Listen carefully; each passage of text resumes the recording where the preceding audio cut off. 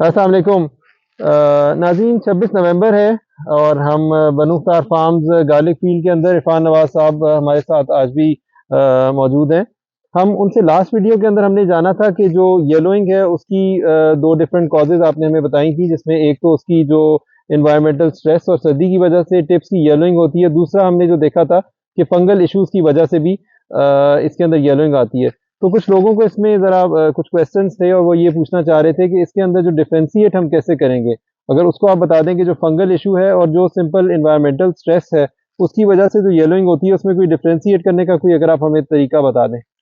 वालेकुम सलाम। बहुत ज़बरदस्त क्वेश्चन किया आपने अब्दुलरहमान साहब। अगर हम दोनों को कंपैरिजन करें, जो हमारी फंगल की वजह से टेप के ऊपर येलोइंग आती है और इन्वायरमेंट के स्ट्रेस की वजह से येलोइंग आती है, तो इसका जो बेसिक जो डिफरेंस है, जो हमारी फंगस की वजह से प्रॉब्लम आता है, तो नीचे सीड जो है वो उसके ऊपर फंगल का इन्फेक्शन होता है और गलना स्टार्ट हो जाता है, और उसका जब हम अप्रूव करते हैं, और वो बेसिकली आपके जो लोअर लीव्स हैं इनके ऊपर प्रॉब्लम आती है, और एक एजेस जो होते हैं, एजेस ड्राई होना स्टार्ट होते हैं और बैकवर्ड की तरफ जो है वो ड्राई होते जाते हैं, और आपका जो नीचे वाले जो पत्ते हैं दोनों, इनके हाफ पत्ता जो है वो ड्राई हो जाता है, और उसकी वजह से बाज़ दफ़ा पूरा पत्ता भी खुश्क हो जाता है। तो ये फंगस की वजह से होता है।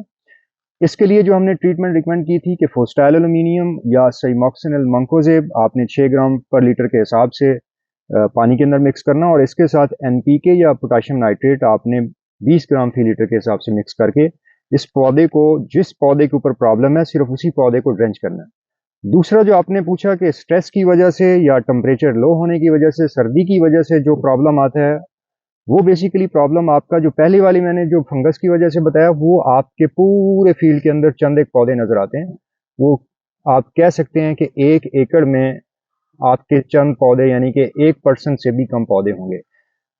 जो इन्वायरमेंट स्ट्रेस की वजह से या सर्दी की वजह से टेम्परेचर से जो इसकी नोक जो है वो पीली हो जाती है, वो आपके मोस्टली जो पत्ते हैं उनके ऊपर ये प्रॉब्लम आता है। और ये जैसे ही नाइट टेम्परेचर आपका 12 डिग्री सेंटीग्रेड से नीचे होता है और दिन का टेम्परेचर 18 डिग्री सेंटीग्रेड से नीचे आता है, तो ये प्रॉब्लम बढ़ती चली जाती है। और जिन दिनों के अंदर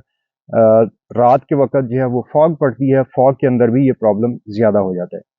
और उसमें आप देखते हैं कि आपके फील्ड के अंदर नॉर्मली 5% से ज़्यादा ये प्रॉब्लम जो है वो आपको नज़र आता है। अगर 5% से ज़्यादा प्रॉब्लम है